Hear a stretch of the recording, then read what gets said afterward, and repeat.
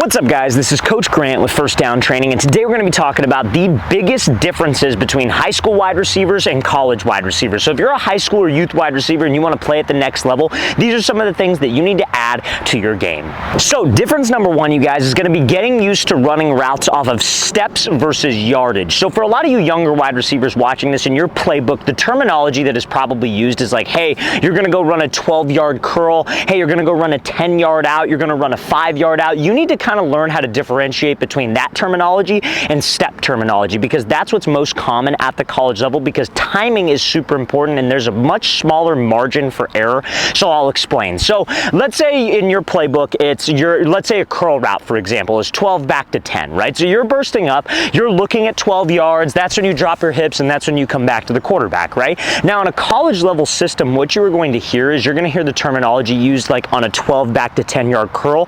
It would be your fourth outside step, which is the step that's going to ultimately start the route and break you down into the route, which will take you to about 12 yards. So for fourth outside step, like let's say your right foot's up, quarterback's over here to the right, your left foot would be your outside step. So you would only count the steps that you take with your outside foot. So set, go, we come off the ball, I would count that one. That's one. Inside step, not counting that. Then it would be 2, 3, on the fourth, that is when you're dropping your hips. Now, college level wide receivers in an actual game scenario have repped that out so many times that it's almost like second nature. It's muscle memory. They're not necessarily in a game counting their steps and being super careful with it. That's why it takes so many repetitions to get good at that type of stuff. So I recommend doing both, you guys. Practice running routes off of yardage, because I will say this, at the college level, when it's man coverage, then it turns into something called a landmark break. So you have to be able to do both. And by landmark, that means yardage. So like, let's say it's a 10-yard out, for example, and you're from the slot. Generally a 10-yard out versus zone coverage, that's when we count steps, would be off of my third inside step. So my left foot's up, quarterback's over here. I don't count that foot, but I go 1, 2, 3, and I break, and I probably round it from 8 up to 10 yards. Now, if it's a man coverage situation where I come up and I have inside shade press, I'm not counting my steps. I'm working a move, and then I'm getting up vertical, and my landmark is 10 yards. So you have to be able to do both, but you have to get comfortable running routes off of steps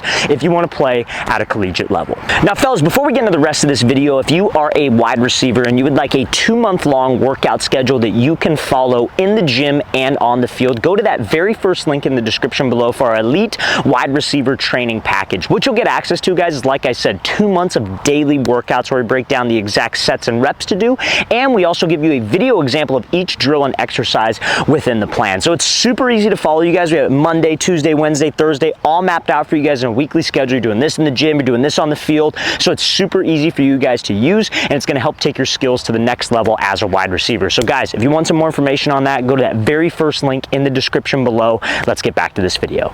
Now, the second difference we're going to be discussing today, you guys, is the speed difference at the collegiate level. So I think, obviously, like everybody knows this, the game gets faster every single year as you get older, right? So like, you're a freshman in high school, going from freshman ball to JV ball, the game gets faster. So going from JV to varsity ball, the game gets faster. And that jump from varsity high school football to college football is probably the biggest jump in speed that you will ultimately make. So you have to get faster as a wide receiver to be able to compete against DBs, who are some of the best athletes, if not the best athlete on the field. So what are some things that you could do to improve your speed? I always recommend 3 specific things to athletes. Number one, what I recommend is training with resistance, maybe twice a week. So I know as a player, what helped me a lot with my speed is like 2 times a week, I would go to a local high school. It's maybe 5 minutes from this field that we're filming at, and I would run stadium stairs. So I do sprints up the stairs, call them running bleachers, and I would do that twice a week just to get some type of resistance type training. Then once a week, I would do some type of speed mechanics and running form work. So that would usually be on Sundays. I'd work on my running form. Maybe I'd run with a sled or a parachute, adding some more resistance to it, but I'd be focused on my foot strike.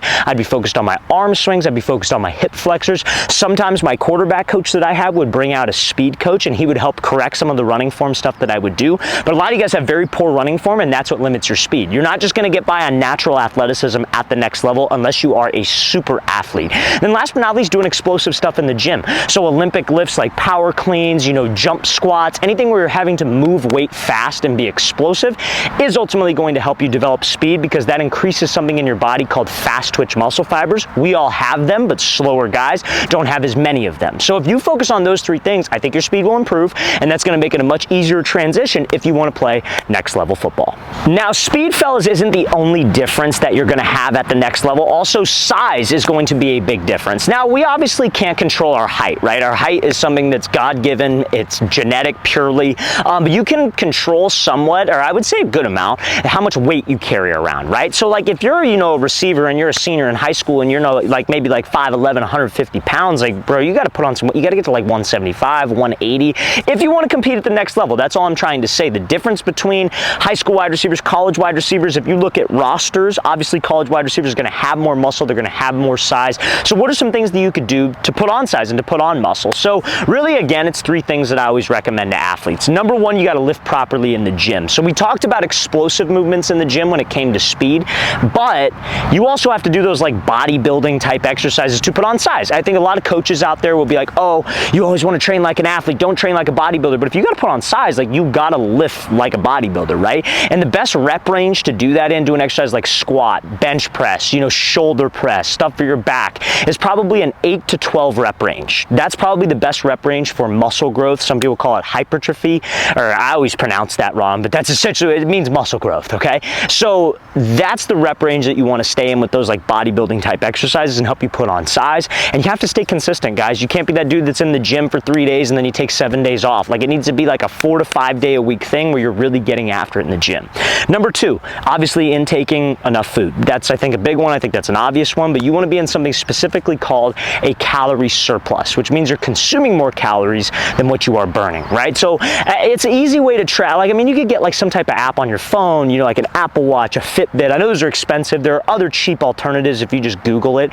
But when you work out, you got to keep track of how many calories you're burning day to day. And then you should be like, okay, I'm going to try to consume 40% above that break-even point. So what that means, like if you're burning 1,000 calories, you should try to consume 1,400 calories. That's essentially where you want to be to help you with weight gain, okay? And then protein consumption. You got to make sure that 1 gram of protein consumed per pound of body weight every day. I think that's a good goal. So like if you're 160, trying to consume 160 grams of protein a day is solid. So you might need a protein shake for that, might need some type of protein powder if you can't get all that from food, but those three things will help you put on size, and I should say the right size, to help you keep your athleticism as a receiver to be able to compete at the next level.